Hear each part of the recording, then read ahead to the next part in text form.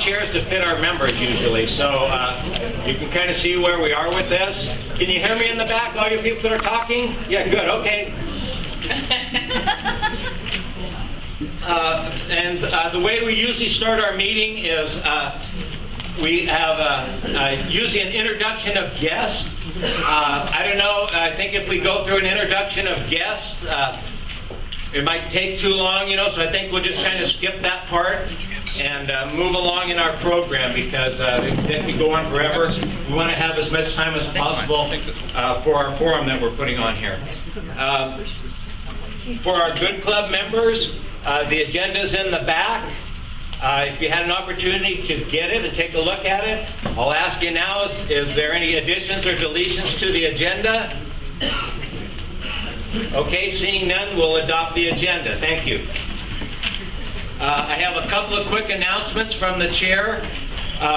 One of them is Martin Luther King Day coming up Monday. And there is a march and a program that goes on at the Performing Arts Center in Oxnard. The march starts at Plaza Park at 8 a.m.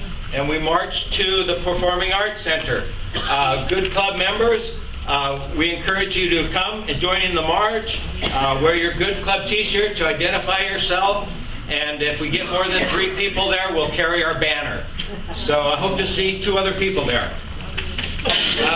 Another event that I wanted to bring great attention to, at the 28th of this month, we're having a fundraiser. We haven't had a fundraiser in a long time. We were very successful with our scholarship dinner in December, but we are having a fundraiser, and the idea is there are, in our greater Oxnard area, there's over 40 elected Democrats. Obviously, nonpartisan office, everything from water board to state offices, congressional offices. So we're inviting all those elected Democrats from our area to be our guests at an event where our members and other people that like to attend will have an opportunity to meet these 40-some Democrats that are elected from this area. We're going to place this flyer on the back table so you'll be able to pick it up at break time. And please put this on your calendar. Part of the event is there are 3 people that kind of been redistricted out of our area, Lois Capps, Fran Pavley, and Julia Brownlee. And what we want to do is we have a couple little thank you gifts we want to present to them. And then also maybe thank some of our longtime members and hardworking members. But there is no cost to attend. Although once you get there, we are going to ask you to make a donation as soon as possible. So please mark this on your calendar. Last announcement from the chair is next month is election of officers, and so Good Club members that haven't paid their dues, you have to pay them tonight to be able to vote next month. So pay up and come and vote next month. Okay, that takes care of, I think, all the official, and we can kind of move towards the program now. I just wanted to, since there is a large group here and a lot of people that have never been here before, I'm glad I see Armando there. Just plug the cafe, everything's for sale, brother. All right? You don't get to that. Armando Vasquez, he's our landlord that we really appreciate. He gives us a good deal. Cafe on A, there's a lot of really good things happens for the community in here. Armando and Debbie Debris put on a program, a leadership program for a lot of youth that really sometimes don't get the opportunity to have a leadership or go through a leadership program. They do really, really good work in this community. The artwork that you see on the walls and on the table is done by students and young people that are in this community working. And as Armando said, everything is for sale. So if you see something you like, let us know and we'll be glad to work out a deal for you. And encourage them to work on whatever campaign that they like. And so that being said, that's the spirit of tonight. We're here to inform our members. We think the process is going to go really well. And with that, I want to ask our first Vice President, Ruth Capel, to come up, and she's in charge of our program. She's done a really good job putting this together, and she's had help, and I'm sure she'll tell you all. Elizabeth Jackson and Jason Potts, who are our 2 Democratic candidates running for the state Senate. And it's a real pleasure to welcome you. And with this, we start a series, we hope, of candidates who are running for, Democratic candidates who are running for office. Next month, on the 8th, we will have 3 or 4 congressional candidates speaking here. That's already 3 have confirmed. So this is a series to inform our membership and anyone of the public who would like to hear this, so that you can make informed decisions on whom you want to support in the June primaries. I also would like to introduce Caleb Downer, who will be the facilitator. And Caleb suggested that I introduce him as, and these are his words, father of 2, husband, attorney, and talent agent. So if you're looking to have your talent discovered, Dr. Caleb. The format of tonight's presentation will be the following. Each candidate will have 5 minutes to make his or her introduction, how they want to present themselves and their issues, why they are running. Then this order will be set by the cost of the toy. We have a cost? I mean, do you have a coin? Yeah, thank you. Then there will be a sequence of questions. These questions were invited in our last newsletter, and we received the last bunch by this morning. And then we went through them and arranged a priority in order, a group of 7 from the board plus Caleb, 6 from the board plus Caleb, and the order of what we think is the priority should be addressed. Each candidate will have the option to decline a question or 3 minutes to answer it, and it will go alternating back and forth. Question A is answered by each or by one, and question B then goes to the next one, back and forth. No question is directed specifically at any candidate. Each question is directed at both.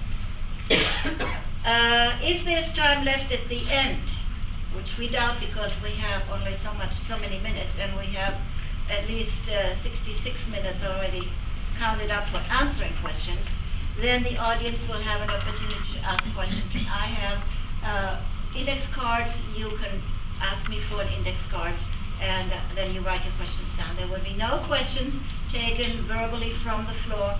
And I would also like to ask you to please do not applaud when you like a particular answer, when you think a candidate has spoken very persuasively. Do not applaud, withhold our applause until the very end. So not to take time of a very limited amount of time. Thank you very much. And with that, Caleb and candidates, please start. Candidates, if you would like to stand up while speaking, you are very welcome to do so. You're not chained into your chair. Well, I lost the coin toss, so I'll take the goal line to the left here as I speak. Thank you all very much for coming. It's great to see so many familiar faces. You know, I have had a long and warm relationship with the Good Club. It's been an honor to come and be here as your representative, as well as to come and speak to you. I know after the last election, when we were all scratching our heads, you invited me to come down and give you my view of what had happened. And so it's always a pleasure to be here and to, again, have an opportunity to talk with you, to share with you, and to basically tell you why I am running for the State Senate or the 19th Senate District. Reminding you, of course, that we did some really exciting work together back in the old days before Bill Gallagher's hair turned white. We worked on Ormond Beach with the late, great Roma Armbruster. Many of you remember that, trying desperately to save it when there was really a tremendous pressure to develop it, and look what we've got now. And in fact, the city is working towards a way to really protect that in the wetlands and preserve them and rehabilitate them. And I'm very proud to have been part of that, and I look forward to continuing to work with you on that. And certainly the LNG plant, when there was that effort to try to build that offshore LNG plant. Saw many of you at the Coastal Commission meeting, and obviously we were very effective. There's nothing like the power in numbers, as you all know, to prevail so that that plant is not being built. There was the Pick Suite. Many of you may remember the Pick Suite folks, those hardworking people who could not get the respect of their employer. All they wanted was a decent contract and decent wages, and it was my honor and privilege to stand in a picket line with them and to protest what happened. And of course, I think we have a happy ending to that situation. Those folks left. These hardworking folks now have a contract, and working with the farm workers, working with our labor community. That's why I have the endorsement and the support of the United Farm Workers, as well as Dolores Huerta, an endorsement of which I'm very proud. I worked very closely with Dolores when I was in the legislature. I look forward to working with her and with the UFW again. You know, oh, and also recently the McGrath State Beach, the most recent victory. A lot of you were there. A lot of you, we had a donor who put in $50,000. The city did. This is what happens when community comes together. When people have a common goal and a common vision and common values. We've saved McGrath State Beach. This is a gem for this community. A lot of you have stories about having grown up there, essentially. I have some stories about teenage years. We won't go into that. We'll just talk about the family activities and what a great place that is. And I've been thrilled to be helpful in any way I can. I'm running because I served 6 years in the State Assembly. And during that period of time, I was able to get passed over 60 bills. Passed and signed into law by both Republican and Democratic governors. And working with people in that sense of community to do things that are really critically important, touching base with each of you, finding out what the needs are of the community, and trying to do good policy for the community while doing good policy for the state of California. Over 60 bills passed into law. And basically during that time, I worked very hard. I fought hard to avoid the contentiousness that we have in so much. We were able to get a lot of these measures passed with bipartisan support, some of which we couldn't get passed with bipartisan support, but I was there and demonstrated you can still maintain your values, fight the special interests, and get good legislation passed. Good legislation like creating the pathway to develop green jobs through a green economy, setting standards for the state of California, which will force us to meet those objectives by the year. What is that? What is 1 minute left. 1 minute left. The issue of domestic violence, working hard on that. Privacy, protecting our seniors, saving our coastal commission, and other such things. So I'm here and I'm running because I believe I have a proven record. I have the experience and a proven record of standing up to Sacramento's special interests while getting the job done and working across party lines when possible to find a way to create the answers that are going to give us all an opportunity and our young people an opportunity through education and a workforce that will give them good paying jobs and a good future so that we can all come together and move forward on behalf of the people of our community and our great state. Because I'm not tall enough to get down. I'm going to start a little blue, the end of the night, and then a little high. Like a good story, that's the narrative. I want to thank everyone for being here. I've known Bill Gallagher, and I don't know his hair has always been white as long as I've known Bill, and I've known Bill pretty much my entire life since I was a child. I want to thank Caleb.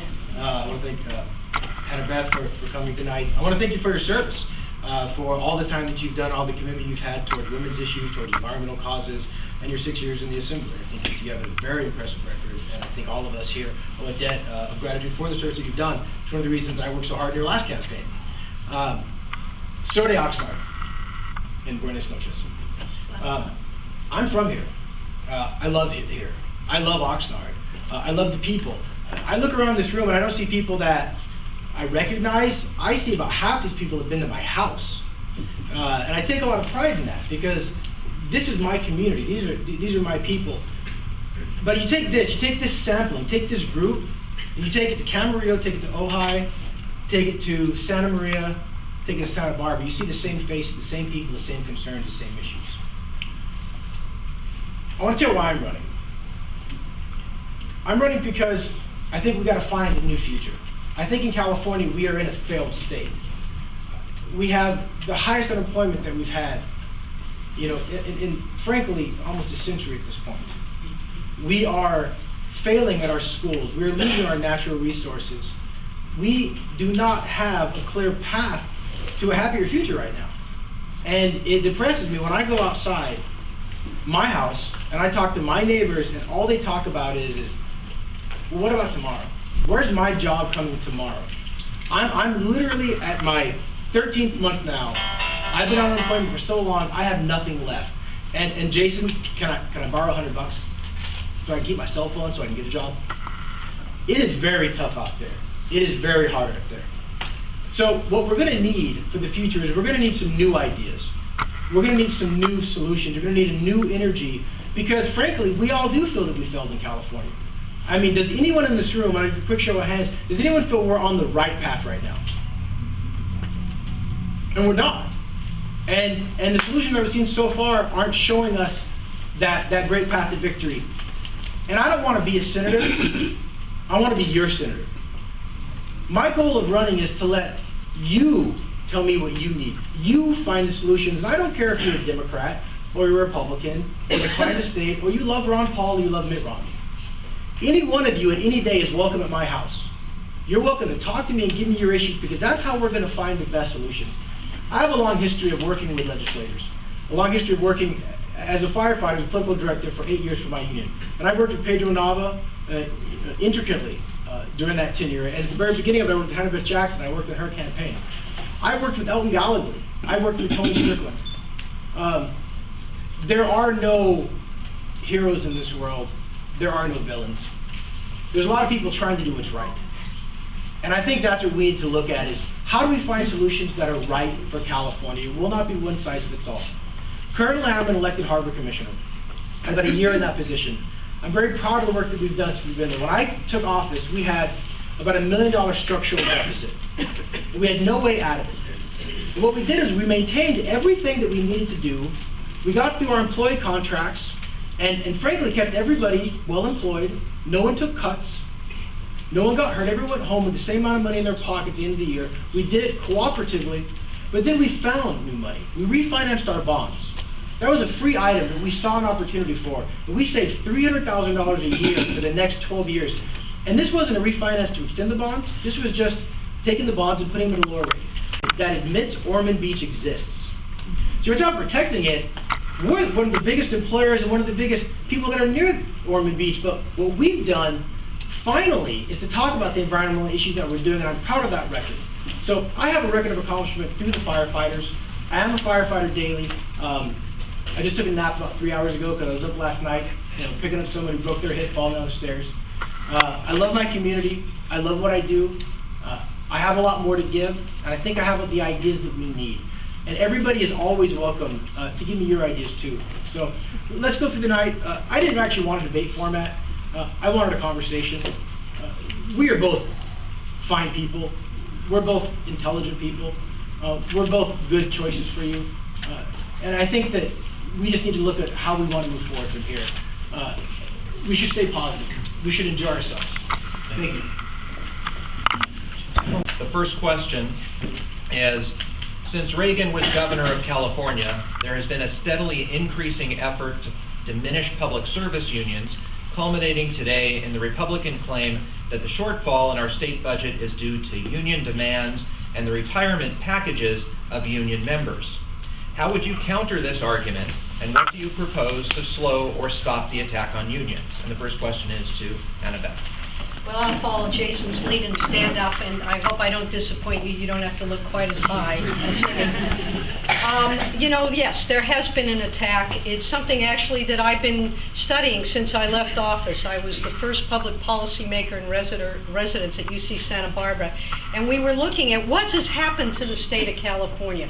What's happened to that sense of government? What's happened to that joy and that honor in being a public servant? I look around the room, I see people who are employed by our government. You do public service. It used to be a source of pride. Being an elected official used to be something that was honored, that was appreciated. And what's happened is, since the Reagan years, there has been an attempt to reduce the role of government, to vilify government, to vilify public service, and to privatize everything. And I think that we are seeing that now more than ever. We saw it in Wisconsin, where they overshot their sense of confidence as to what was going on. What I think we need to do here in California is to focus and is to pinpoint just what's responsible for the problems that we're having in our state today. The problems we're having in our state today are because the economy has tanked. It's pretty simple. And that's primarily due to Wall Street. Wall Street took and they created these debentures and these phony baloney things, and they basically sold the state of California, the United States of America, and virtually the world down the tubes. We have seen our general fund reduced. We have had to reduce our vision, our expectations, because we haven't had the money. Because in order to get a budget, we needed a 2/3 vote. In order to get the Republican members of the legislature to do those votes, we had to give tax credits to major corporations in exchange for nothing. Not even a guarantee of a job, not even a guarantee that they would bring more money into the state, they'd build a widget, a factory, nothing. So what has happened? We are seeing our wealthiest paying less and our corporations not only paying nothing, but getting money back. And so what these people are doing is they're pointing the finger at our hard-working public employees who are not to blame for this problem. And when I get back to Sacramento, I'm going to make sure that message is loud and clear. Let's focus on where the problem is, and let's create the solutions of closing those tax loopholes on these big corporations. If we're going to give them incentives, it'll be incentives to create jobs in California, not send them out of California. Fighting for the cause of youth and work with their hands for a living have come to my side. I'm very excited about that.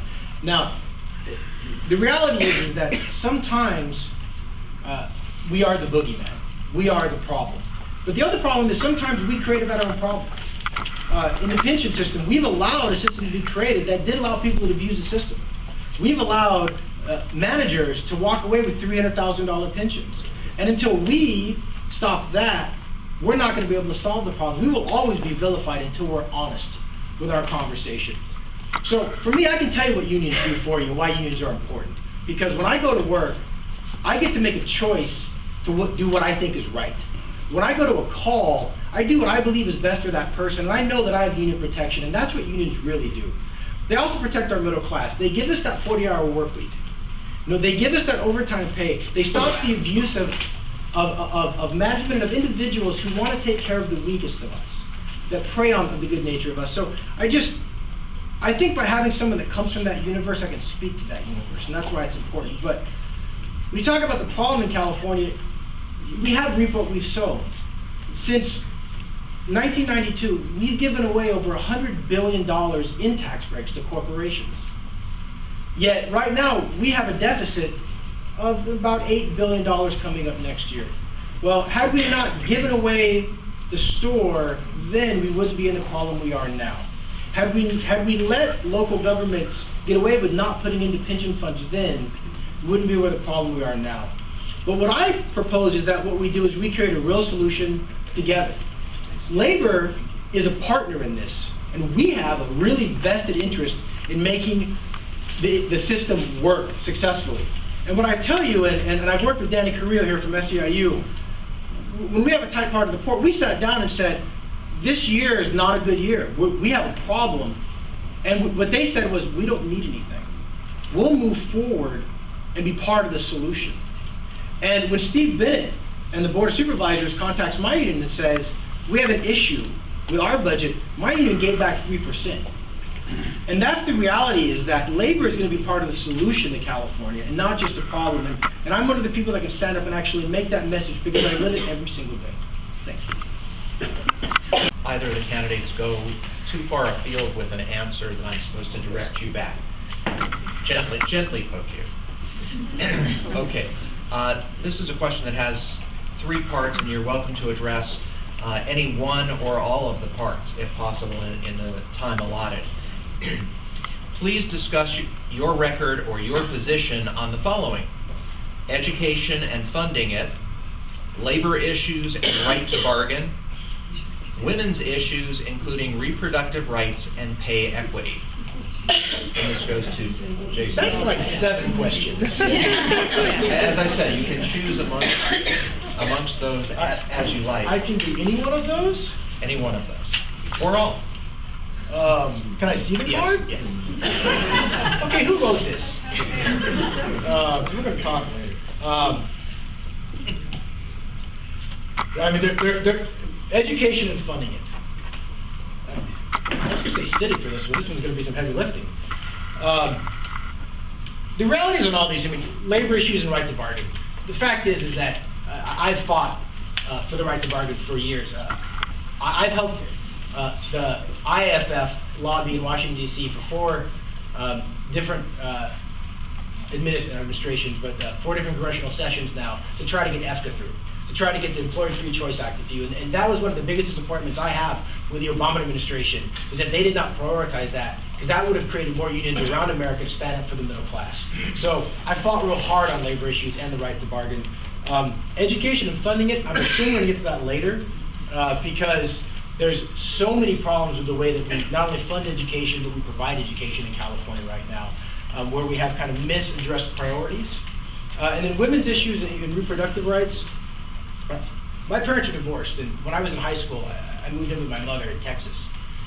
And I registered as a Texas Democrat. My first person I could vote for was actually Bill Clinton. And in Texas, the reason you register as a Democrat are 2 reasons: race and choice. And those are 2 issues that, to the day that I die, will be close to my heart. Equality in our society and the right for women to choose. And I will always stand steadfastly behind those principles. You can have the card too. Thank you. Well, I do have a record on these issues, and it's a very proud record. When it comes to education and funding it, we made sure when I was in the legislature, and I served on the Higher Education Committee my 6 years while I was there, we made sure that we funded programs. At a time when we actually had some money, we invested it in education. We have a responsibility to invest in education. That is the future. That is the key for a good job for every person. That is the key to the future for people who start off life maybe behind the starting line, but if they get that good education, they can live the great American dream. I believe that then, I believe that now. I have a strong record of supporting education. We reduced class size down to 20 students. When I first got in the legislature, we were 46th in terms of per pupil spending. When we had some money at that point in time, we put ourselves, actually we shouldn't be boasting, but into the middle of the pack. We were 27th. It was an improvement. We could have kept going. We should have kept going. We haven't been able to keep going, but education is a key. And I have a very strong record in education. That's why I have the support of Superintendent in Ventura, Trudy Arriaga. I have the support of a number of the members of the board, school boards of Ventura and also Santa Barbara County. I have the support of many, many of the teachers here in this community. I've worked with them. I'm committed to education and funding it, and I have a track record that demonstrates that. As far as labor issues and the right to bargain, I have a 98% lifetime voting record by the California Federation of Labor because of my strong support for labor, my strong support for unions, my strong support for the right of everyone who wants to create a union to have that right, to have a level playing field. That's why I have the support of the United Farm Workers, the California School Employees Association, and a variety of other groups, because I have fought to make sure that labor has a seat at the table. It's critically important to have a strong and vibrant labor community, both in the public and private sectors. It's the only way we are going to make sure that people have good paying jobs.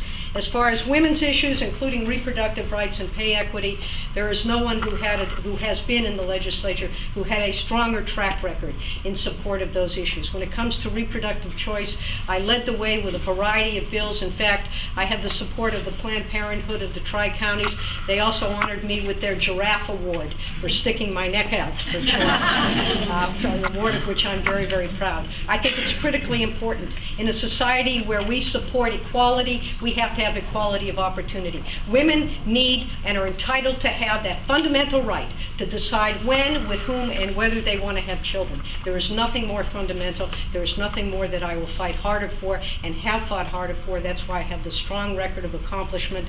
I chaired the Legislative Women's Caucus as well when I was in the legislature. Pay equity is something I've been fighting for 30 years. Thank you. A short answer, it's a long question, yes or no? It may require just a short answer. As you know, Amazon.com was recently in a dispute with state tax collectors because it does not collect California sales tax, while businesses that are in the state, like Barnes & Noble, do collect sales tax. Do you support the rules requiring businesses that sell to California purchasers be required to collect California sales tax so that our local businesses will not be placed at a competitive disadvantage? Well, the answer to that is yes, but as a recovering lawyer, among other things, there are certain limitations as to when you can impose taxes on out-of-state companies. That's why the Amazon case was so critical, because this was a company that said, hey, we don't have any bricks or mortar in California. We're not situated here in any respect. We're in some other place, maybe even India, who knows.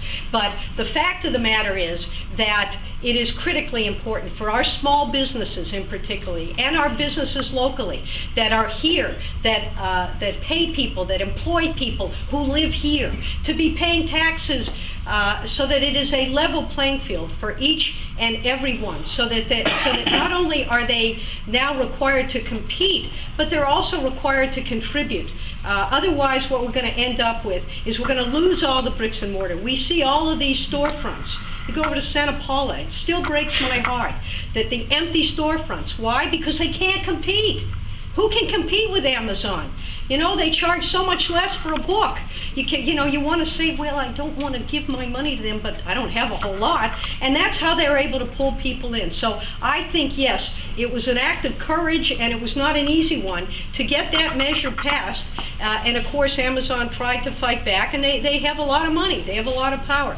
But to the extent that we can support and fund our local businesses, they drive the engine. They're the engine drivers. They employ people. They keep us working. We're able to come to these stores. We're able to actually have relationships with the people that serve us. We're able to make sure people have jobs. It's critically important. So that's yes, with a long explanation, but we have to be careful because there are those constitutional provisions. But I think it was a great moment when we got that bill passed, and actually Amazon did finally come to the table. So we are making some progress there.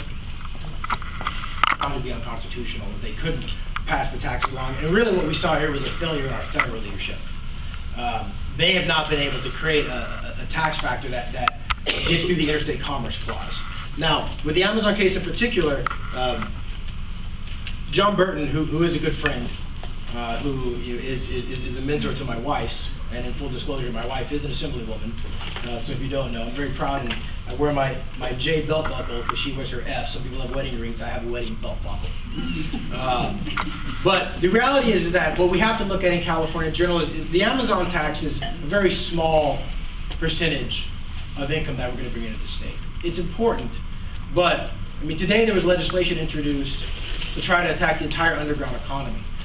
Do we look at what we tax and how we tax things? So we have to look at everything that we're not taxing, including online sales, and do it in a way that does not discourage businesses, do it in a partnership. What Amazon did in the end was they came to the table, and that was what was important. We didn't force them to do anything because it would have been another protracted lawsuit. And the risk that we had in that was that they would literally take all of their warehouses out of the state of California. And I really don't want to lose a couple thousand more jobs because we try to be too aggressive.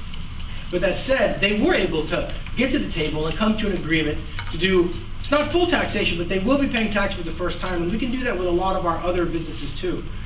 When we look at our tax system right now, we don't tax services in California. We're one of the few states that actually don't do that. It's one of those options to look at. We don't tax oil. We do as a property tax, but not as an oil severance. Do we look at that? How do we get those things? Do we go and just pass a 2/3 and say now we're taxing services? Will never happen. Do we go and say we're going to pass an oil severance tax? Will never happen. You will never get 2/3. You can get 2/3 plus 2 Democrats and you're not gonna pass those taxes, because people will balk at having their taxes raised. So the way you do it is, you're gonna do it cooperatively. Because every year, the oil industry is spending $100 million to try to keep you from taxing them. Well, we could probably get $1 billion out of them in a tax to stop the fight. We can go to the services and expand that tax rate cooperatively. There's things we can do quicker and faster, because we can be in the same fight for oil excise for the next 10 years and never see a penny. So we need to work together and work cooperatively like we did with Amazon to increase that tax base without necessarily just being confrontational. Because the confrontational method for the last decade, frankly, has not worked. You can get people to come to the table. You just have to invite them to sit at the table. The very large ag, the very large ag, the very large ag, the very large ag, the very large ag endangers the health of farm workers and their families. And if elected, will you support legislation to prohibit such pesticides?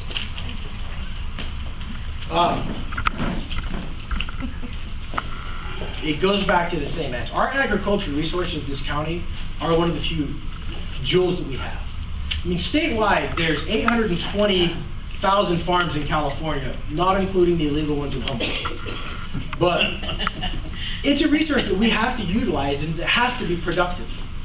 Now, there are serious issues right now with the methyl iodide question. What we did in California is we took a fairly benign, yet damaging to the environment methyl bromide, and outlawed it because it was very damaging to the environment.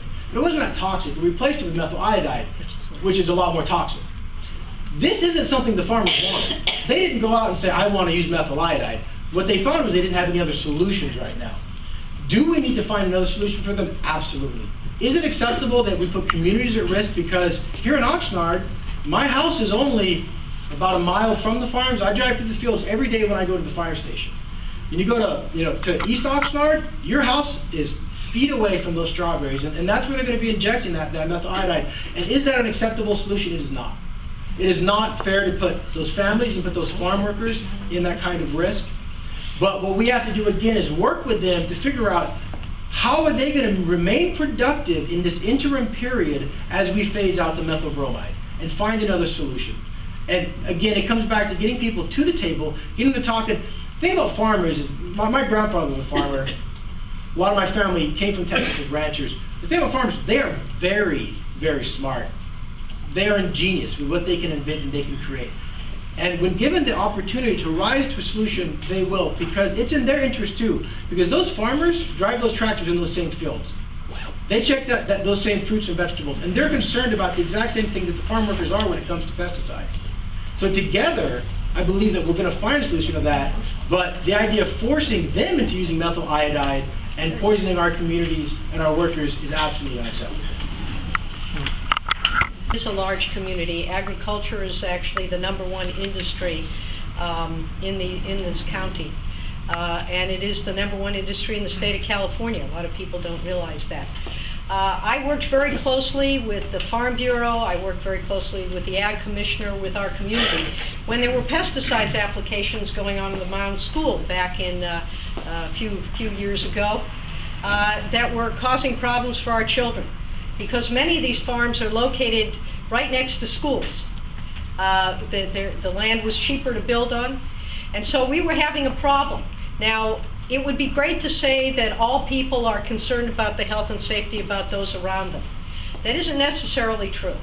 And so you have to do a little arm twisting. If this were a perfect world and we could always bring people to the table because they wanted to do the right thing, there'd probably be no need for a legislature, because people would just sit down and talk to each other. But that isn't the case.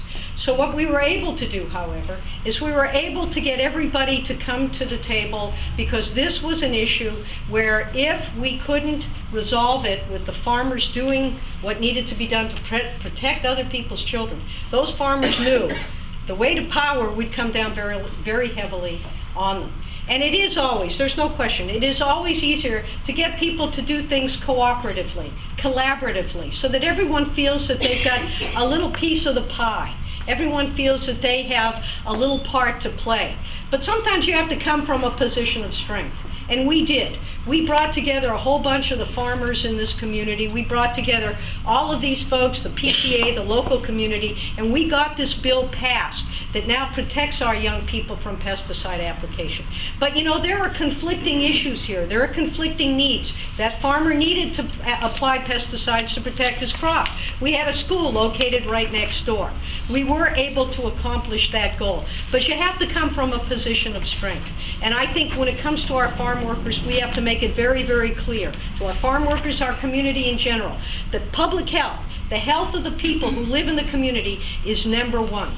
And that's where we start from. So we say, folks, that's number one. We're going to get there one way or the other. Can you come and work with us on it? And we make it happen. And I think in Ventura County there's been a tremendous amount of cooperation, but we need to make it clear as the people who live here, as the people who work here, that it is our number one priority, and it's going to happen one way or the other. So we can do it collaboratively, but we're going to make it happen. Those farm workers deserve to be protected.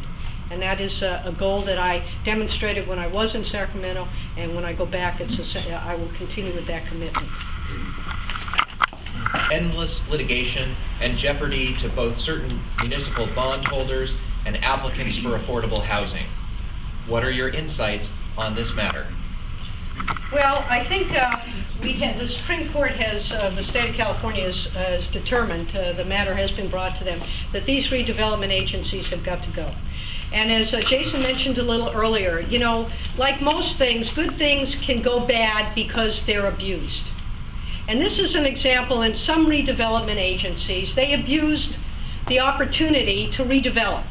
I know here in Ventura County, there have been some very fine projects. Very good things have happened. They've been able to stimulate the economy, redevelop areas that were blighted.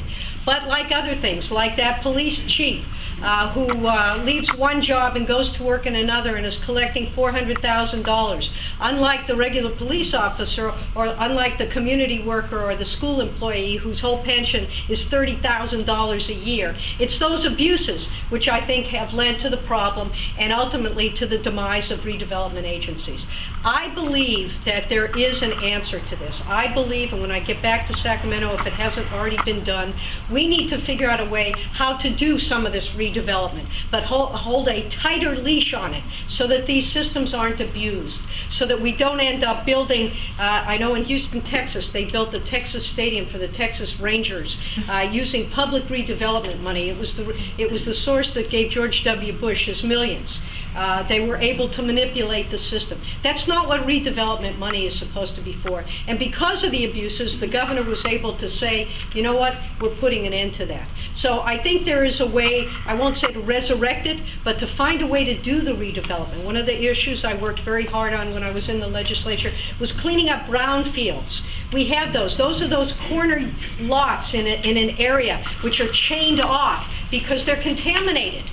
We need to clean up areas and revitalize them and revive them so that we have vibrant, energized communities. That's the kind of thing, there are always solutions. Sometimes you have to try new things. This is an area where the governor and the courts have said, you're going to have to try new things, and I look forward to the opportunity to do that. I think that it's definitely doable, and it will be something that will be a positive once we're able to correct the mistakes and the abuses that were made in the past.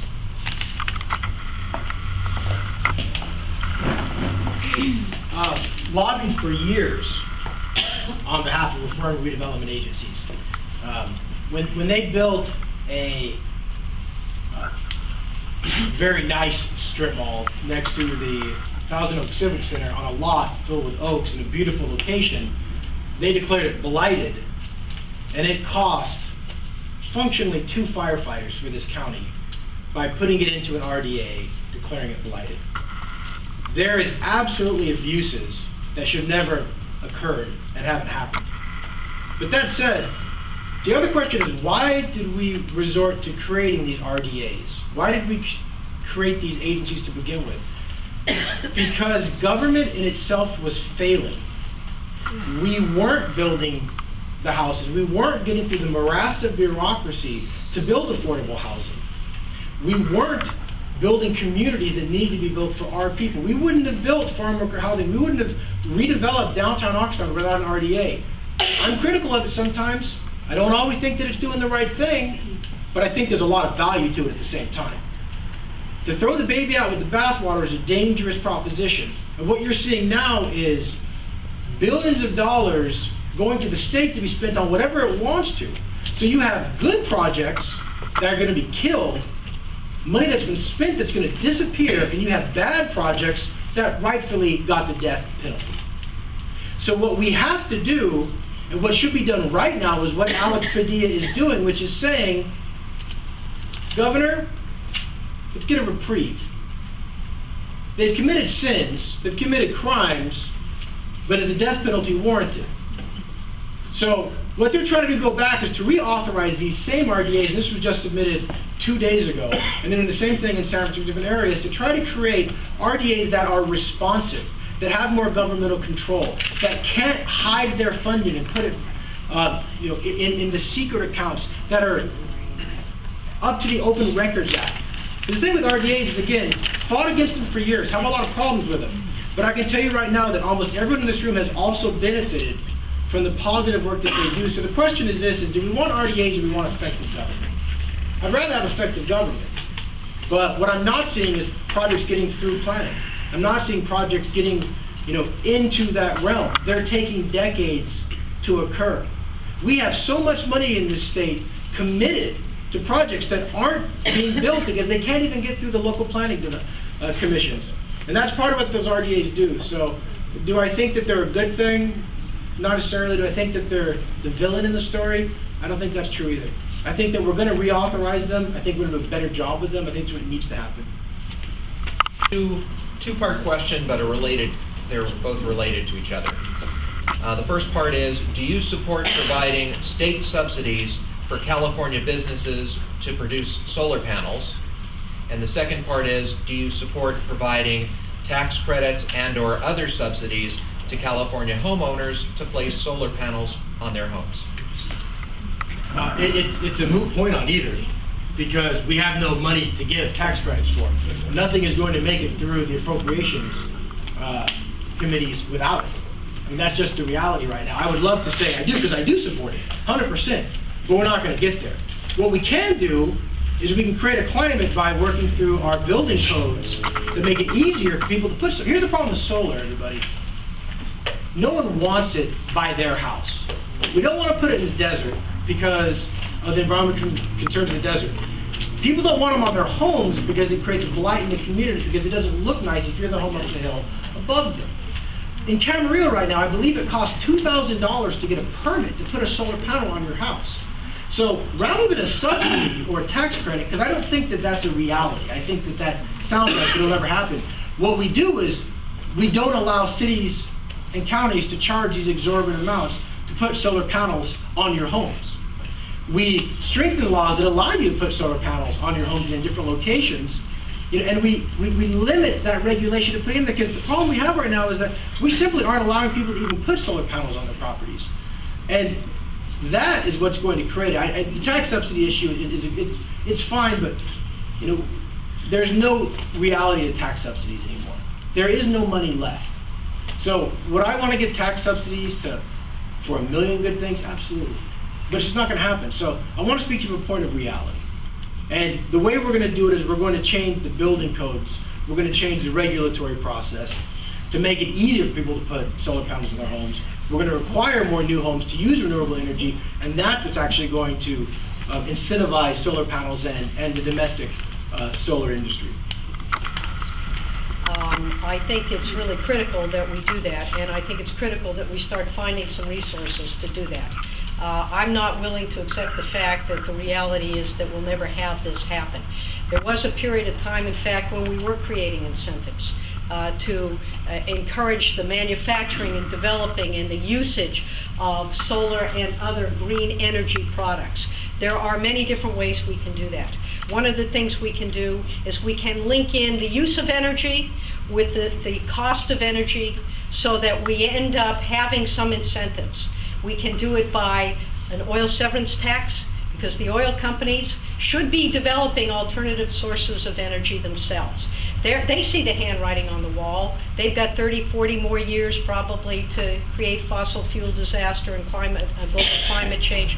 Let's force them to start developing these alternatives, and let's provide an incentive through an oil severance tax, perhaps. We'll take part of that money and put it into a program that will encourage people to put those solar panels on their houses, because supply and demand takes over. If you have more people wanting to use those solar panels because there's an incentive to do it, there'll be more companies wanting to manufacture them.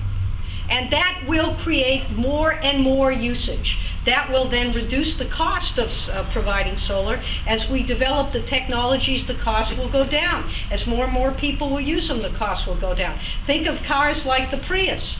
You know, when those things first came out, nobody wanted to use them. But when they started creating incentives for people like to drive the freeways, you could drive in the HOV lane. Suddenly people said, I'm going to do that. Now it cost them a little bit more perhaps, but then suddenly more and more people started driving them. They realized, you know, ultimately they can save money even if they spend a little bit more up front. But there were incentives, and we have to provide those incentives to people. And I want to see the California Energy Commission do its job. Yes, I agree. The bureaucracy can get in the way, and the California Energy Commission has been such a bureaucracy. And one of the things I'm going to do when I get back to Sacramento is force those people to do their job, to streamline their process, so that people who want to manufacture, we've got enormous numbers of companies. You know, California is the entrepreneurial capital of the world. There are people who want to develop this kind of energy here in California, and they're not being allowed to do it. So let's get the Energy Commission doing its job. Let's create those incentives. Let's charge that oil severance tax with a portion going to education and a portion going to energy, because that's where we need to start building our economy, and that's where we need to start saving against the kind of degradation we're seeing from fossil fuels. For Hannah Beth again. In order to prevent recurrence of the loose banking practices that helped produce the crash of 2008, should California establish a state bank like that of North Dakota? It's a very interesting question. When I was in the Assembly, I fought hard for a bill that would create privacy rights against these big companies that suddenly, when we lost something called the Glass-Steagall Act, which was designed in the 30s after the stock market collapse, what they realized was they couldn't let the banks also be insurance companies and also be lenders of other sorts, like credit cards. So we had these walls of defense set up so that the banks couldn't do what they had done in the 20s and what they did again in 2008. And it was Bill Clinton, with pressure from the Republicans, but in his effort to triangulate, he removed these protections. And so what we end up having now is banks that do credit cards, that do insurance, that sell you various products. And as a result, there's no oversight. And so what has happened is, because of this, we've ended up with people losing their privacy. If you bank and a CD comes due, do you know what they do? Some strange young person calls you up on the phone and wants to sell you some stocks or some securities, because they know that you just got a $50,000 CD. We should be so lucky, I know. But a CD has come due. And how do they know this? And this was very disturbing to me, that they're sharing this information and frankly preying on older people who who just simply wanted a modest return on their investment. So that, I started getting involved in looking at the way the banks have sort of taken over America. You know, North Dakota has done a great job with a state bank. I think what we need to do, and this is where we have to get really practical, you know, there's this big thing now about how government can't do anything right. So why would you let the state create a bank? I think what we need to do, the first thing, is to educate people on the fact that that may very well be a good option. And today, while people appreciate how the banks have tanked our state and our country, this may be a subject matter that would come forward. Do I think it's going to happen tomorrow? Not a chance. I mean, we can't even look at our health care issue, the so-called Obamacare. You know, government can't do health care. Well, we know the private sector's not doing very well on that either. But in terms of creating a state-run bank, I certainly think it's something worth discussing and bringing to the public's attention, and perhaps at some point in time we'll decide that that might be the best way to go. They're big passions. And I'll tell you no. I do not think we should build a state bank. I think at this point in California's history, I don't see that as being the solution. I don't see an additional level of bureaucracy in California being the answer. We need to focus on what we do right, and we need to fix what we're doing wrong. We need to look at our banking and regulation system right now in our laws. We need to go to the Joint Legislative Analyst Office. We need to go to the Hoover Commission. We need to look at how banks work in California. The reality is the banking system wasn't our fault or our creation. It's a federal system. And it's a system that's very hard for us to work around because they create and set those laws. So we need stronger protections in California. One way California has led the way is they have passed strong laws for privacy. They have passed laws that limit predatory lending, and we continue to do that. Assemblymember Nava here has done a lot of work in that area specifically and fought really hard on behalf of people who had these mortgages that were basically being preyed upon. And that's what we're going to look at. That's where our solutions are going to be. The day of the big idea, like a state bank of California, the difference between North Dakota and California is North Dakota has a population of half of Ventura County. I mean, it's a great idea, but do I think that we can regulate? I mean, we just went from the 6th largest economy in the world to the 9th as of this morning. We've dropped another thing down there. Do I have faith in California to build a state bank at this point? I really don't. And it goes back to what we were just talking about. Do I believe that the way that we apply our regulation in the state are working to our advantage? I don't. When it comes to solar panels, the regulations right now, they're too tough. They're too hard, they're too restrictive. You can do incentives, but it's not incentive through money, because you're not going to pass a 2/3 vote on a separate tax right now for that. It's just, it might happen in the future. It's not going to happen today. It's not going to happen when we're all worried about driving our cars. Everyone here that rode a bike, please raise your hand. Exactly. And the thing is that people get scared when we talk about things like that. Do I think we should? Absolutely. Do I think it's reality? No. So let's talk about reality. Reality is looking at those regulations. It's looking at our bureaucracy that we have right now and making it more efficient, making it more effective, making it work for the people of California. By what means do you propose raising revenues to cope with the ongoing decline of public education that has taken California from the top to near the comparative bottom? There was a great study I read a couple days ago that said that our underfunding in education since 1972 in California is costing us $500 million a year in productivity amongst our workforce. The shining star in California is our university system. Because when people say, I'm going to take my business to Texas, take it someplace else, what Texas doesn't have is essentially 5 flagship universities. Texas does not have the finest community college system, on the planet. It's amazing what you can get in the state right now. And what we're doing, though, is that we are shortchanging it by not funding it. How do we find additional revenue sources? Well, the first thing we do is we start finding additional revenue where we can find revenue without the tax issue. There's $9 billion that was approved in state construction bonds right now that we're paying $600 million a year in interest on that are sitting in bank accounts right now that are not being used. For every one of those construction jobs, that's $24,000 that go back into the general fund. One job creates $24,000. $9 billion creates over 100,000 jobs. That fixes the biggest hole in our budget right there alone. But the problem is a lot of these cities and these governments are sitting on that money because they have a project, they're waiting for the other half of the funding to come through in the next 6-7 years. In 2017, we're going to build a library, so we're going to sit on $50 million. I say take it away. We go and we find those shovel-ready projects right now, put them to work, and every guy that's going back to work is $24,000 because when I get up and I talk to my neighbors, they ain't working. They ain't swinging hammers, they ain't sweating. So put them back to work, harness our energy. That's how we're going to create revenue, and that revenue will go back to fund our higher education system and our education system in general, which is how California is going to progress, because the fact is our greatest resource is us. This state is amazing because of us and because of our education system that we have, and we can't shortchange it. But we can shortchange it. We can solve that problem. We can fund it by doing things we can do today. We just have to have the will.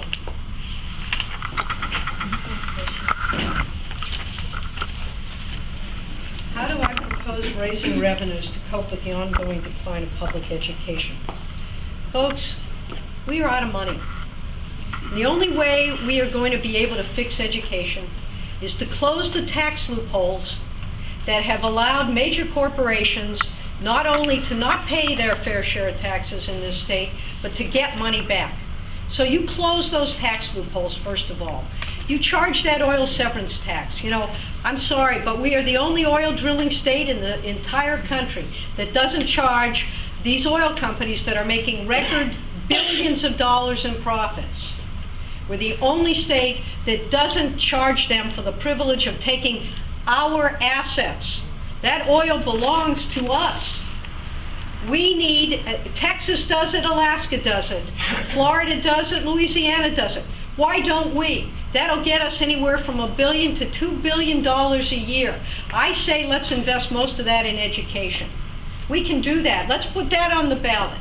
I don't believe that we can't. California is the place where we invent the future. Let's invent the future. Let's think big. Let's grab for that brass ring. You know, if we can't reach it, we can't reach it, but at least we are trying. And I believe the people of the state, when they realize that there are no more resources to fund our education. I was out yesterday picketing with our community college people here in Ventura County because they're going to reduce programs here. This is the most ridiculous way to deal with the problem we have. It's education that gets people back to work. When they get back to work, they generate income. They pay their taxes. We provide the services that people need and want. We support our police force. We're able to have our firefighters be able to go out and fight the fires, especially if we're going to have another dry winter. These are the things that the people of this state want and need and deserve. So let's go out there and close those tax loopholes. Let's make sure that those who make the most are paying their fair share. Let's make sure that we get people working. Let's make sure we educate them in 21st century jobs so that when they're building solar panels, we can maintain them and we can put them on buildings and we can do a green economy and a high-tech economy. This is California. Anything's possible. Let's make it happen. We can do it. Okay, this is for Hannah Beth as well.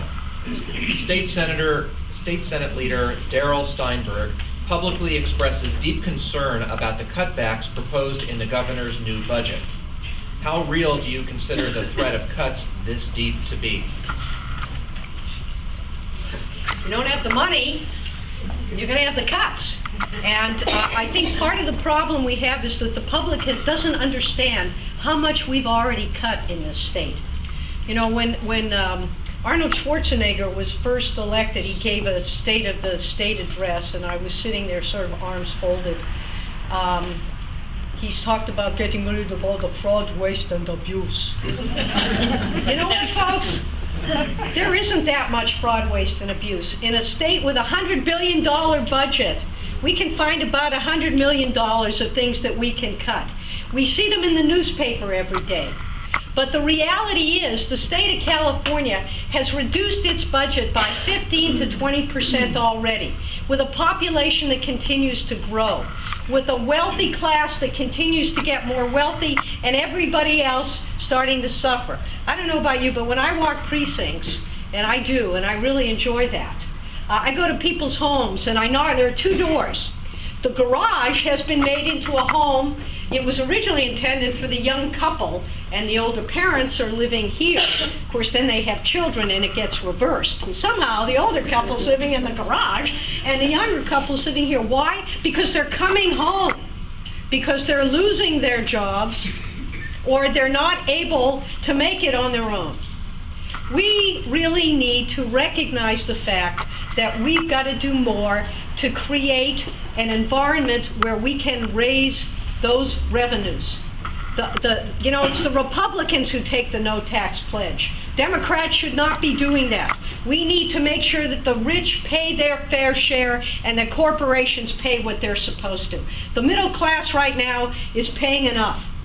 Let's make those who can best afford it help everybody else, because we all got here on the backs of somebody else. And if we aren't willing to take that position, what's going to happen is we're going to make those extra $9 billion of cuts, and we're going to see people dying in the streets because the most infirm among us are not getting any kind of care that they need. And our children aren't getting the education they deserve and are entitled to. And our environment isn't being protected because we don't have people out there to enforce it. There are so many issues here that we need to fund in order to make happen. Will we see those cuts? You bet we will. But we need to understand we've already cut, and we have cut as much as we can. And that's a message that I want to make clear and should be made clear by every person running for office. It's the only responsible approach here. If we want the services that we need, we've got to recognize they have got to be paid for. When we have fires here in the hills or up in Santa Barbara, we need to have the firefighters from this state. We need the police to make sure our streets are safe. We need to have the services that we require to have a decent and livable society. That isn't free. About there is no waste and fraud. The fact is there is. It's not the whole budget, but is there places where we can do better? Yes. Give me an example.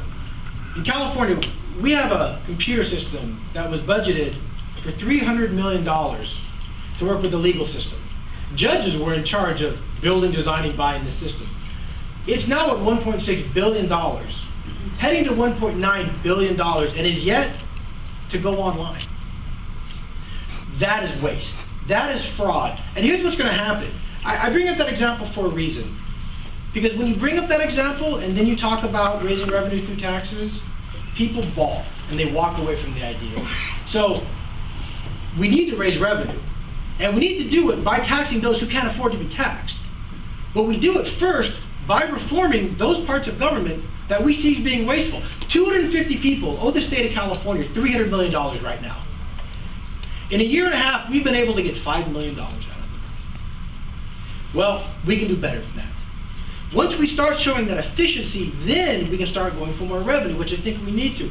And let's talk about tax cuts. In the last 20 years, these tax loopholes, $100 billion is what we've given away in the last 20 years for these tax loopholes to corporations. Let me talk about one in particular that's very egregious to me. In 2002, every single Democrat in the Assembly voted for a tax cut to pharma, $600 million.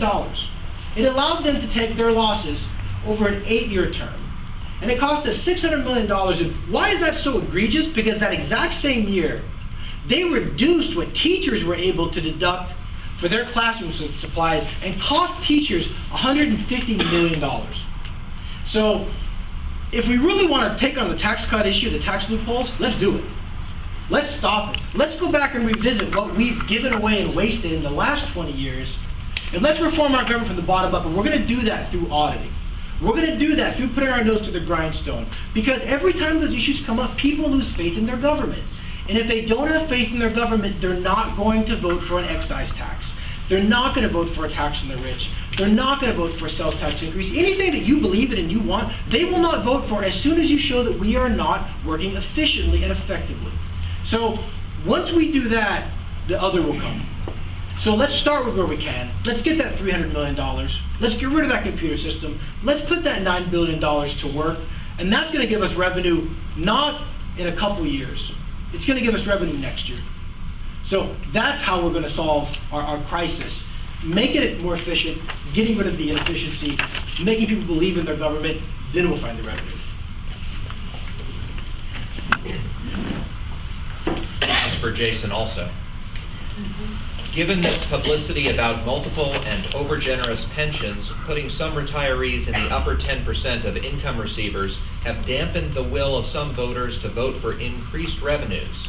Do you intend to propose further changes in the way CalPERS and local authorities handle pensions? Same problem. When you have someone retiring making $250,000, $300,000, $500,000, people assume the whole system is broken.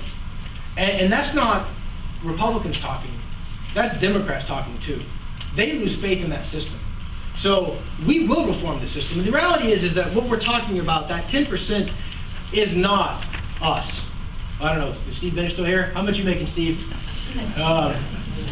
What it really is that upper echelon. It's those categories of one. Less than you. Yeah.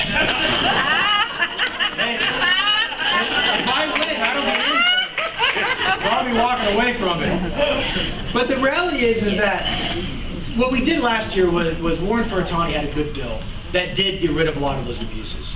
We will get rid of those categories of one. We won't let people in the back room decide how much they're going to take from PERS to give you individually as a chief, you as a manager. We're going to take that power away from them, and that's the first way that we start. And then we're going to be honest in how we do our pensions. The reality is Ventura County has one of the lowest pension payouts of any county. Thank you, Steve. The reality is my pension, when you look at how much I'm going to make in my pension as a firefighter, I'm at the bottom of the list. Not because it's a V and it's alphabetical. It's because Ventura County has been very frugal with how it has doled out its pension benefits, and I think we're all proud of that. Our pension system is very well funded. And I can go and explain that to people how it works. And at the same time, I'm not afraid to take on the actual abuses. There are real abuses. There are systems. There are people that are leaving with way too much that they didn't earn. But the reality is, if you work your life, for the government, if you work in public service, you should be proud of that. You shouldn't be attacked for that. And you should retire with that pension that you were promised and that you've earned. And I think most of us agree with that. I think most Californians agree with that. When you get past the scare tactics, you get to the reality, when you explain the numbers to people, they realize that. And we're going to be able to move forward on actual pension reform, but it's pension reform that's not going to affect 98% of the workers, really. It's going to affect a tiny, tiny slice of the population, but that's going to get rid of the majority of the egregious abuses, and it's going to give people faith in their government again. And that's what we have to give them, faith in their government. Thank you. Of course there's going to be some. That has to be addressed, and we need to address it. And I served on the Joint Legislative Audit Committee for the 6 years I was in the legislature for that very reason. We need to hold our organization, our government accountable. That's why we have a public sector. That's why we say we need a public sector. We shouldn't privatize, because if things are in the public sector, if they're in government, there is sunshine. We can see what's going on. There is accountability, and that is critically important. But we cannot say, look folks, this is all about fraud, waste, and abuse. We are 49th in the country in terms of state employees per population. 49th. There's only one other state who has fewer state employees per population than California. That's Indiana. So when people talk about, all of this, huge bureaucracy, we are next to the bottom in terms of that. Let's have that conversation.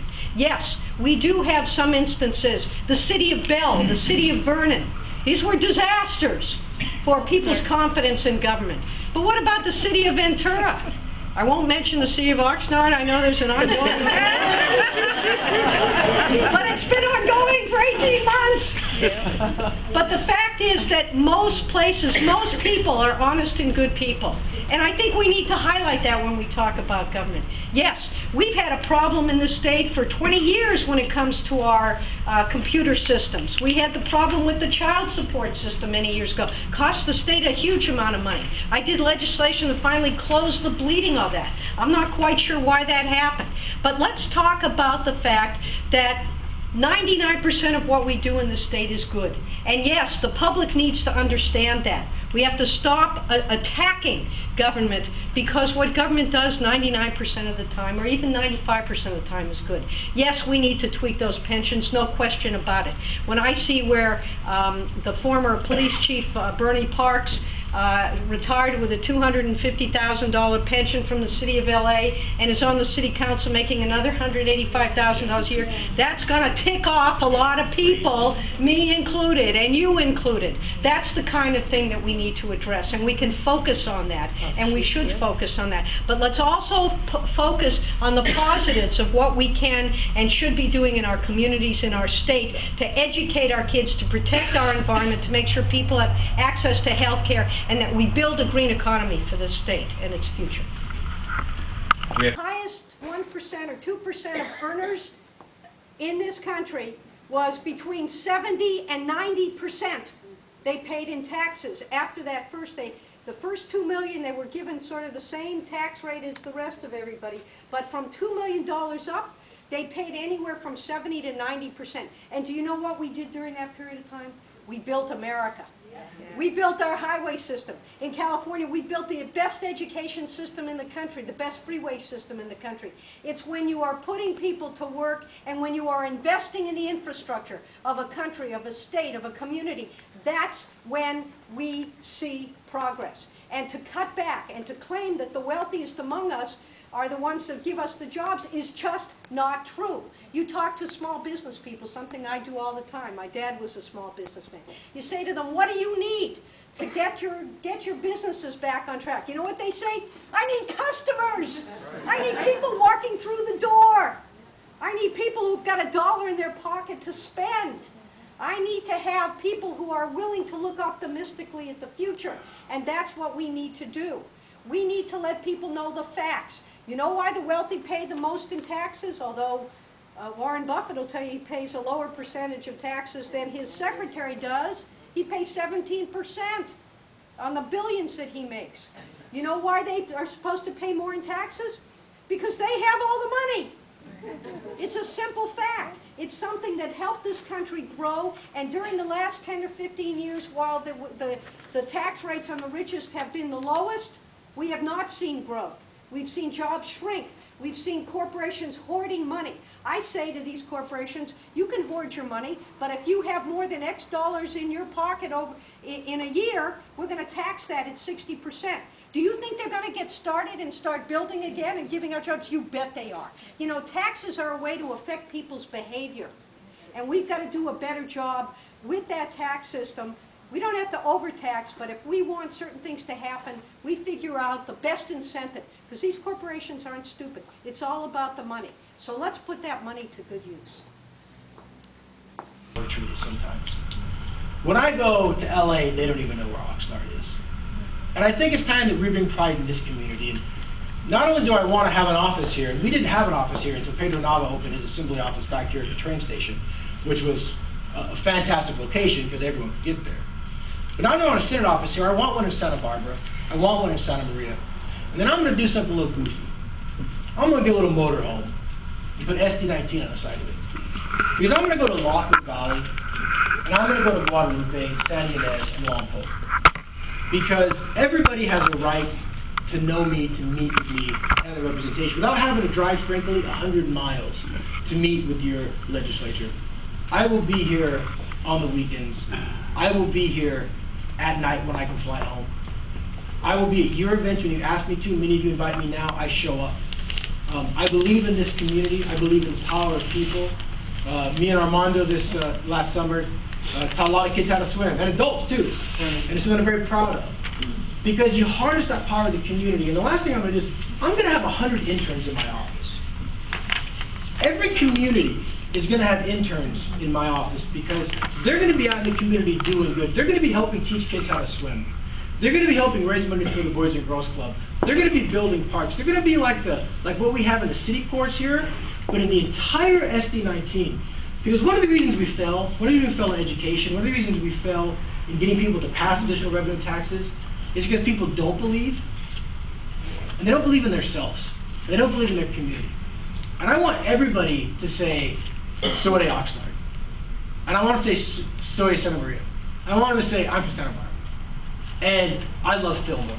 And I want to make sure that they know that everyone here loves their community and is going to give it 110% to get us out of the rut that we've been in for a long time. So I'd like to ask for your vote. I also would like to tell you that I have my business card with me.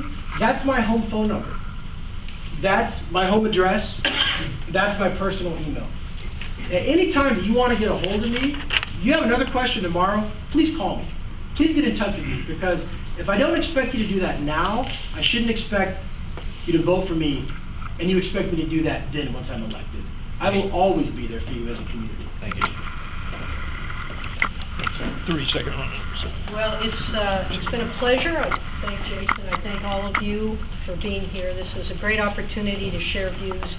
I think if there's one thing that's clear to all of us is that we need to start moving forward now. We need someone who's going to hit the ground running.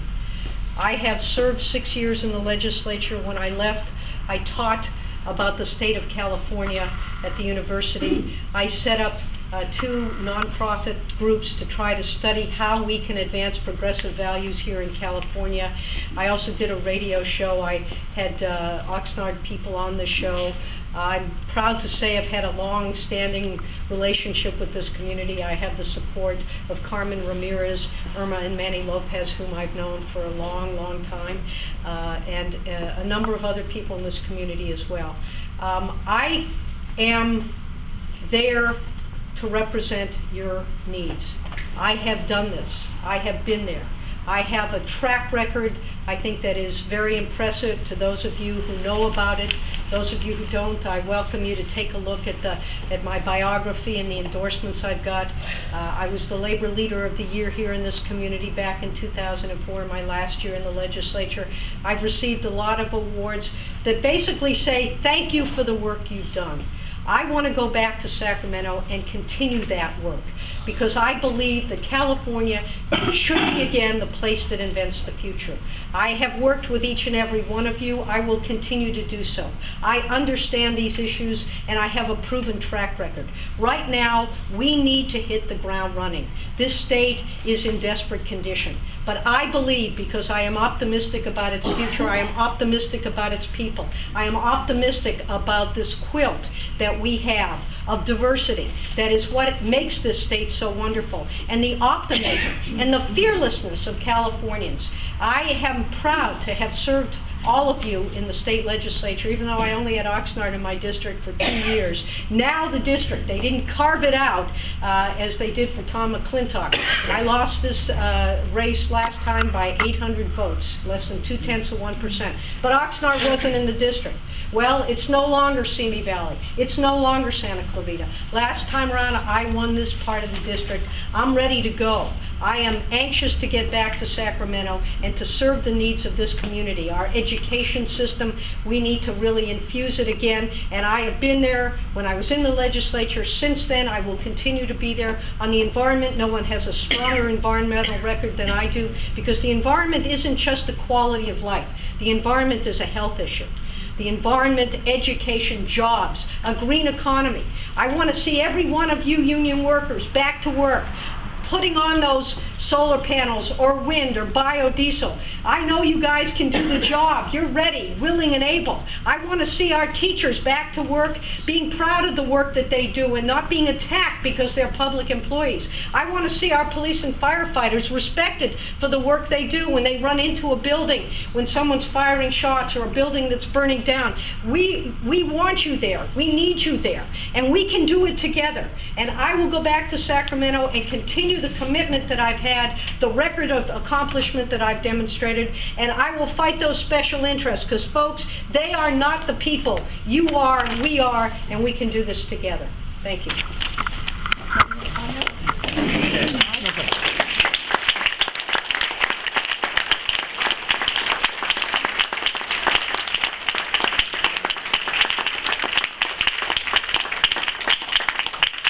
I'd again like to thank the Good Club for allowing me to moderate here, and Al Durham for helping out with the timing. Also, Hannah Beth Jackson, excellent job. Nathan Hodge, excellent job. And I'll turn it over to Ruth and Al. Well, I want to thank our candidates for very informative and inspiring. I feel inspired to go out and vote and knock on doors for you. Thank you very much. It was wonderful. And I hope you all feel inspired at the very least to invite them to your event. And thank you all for coming.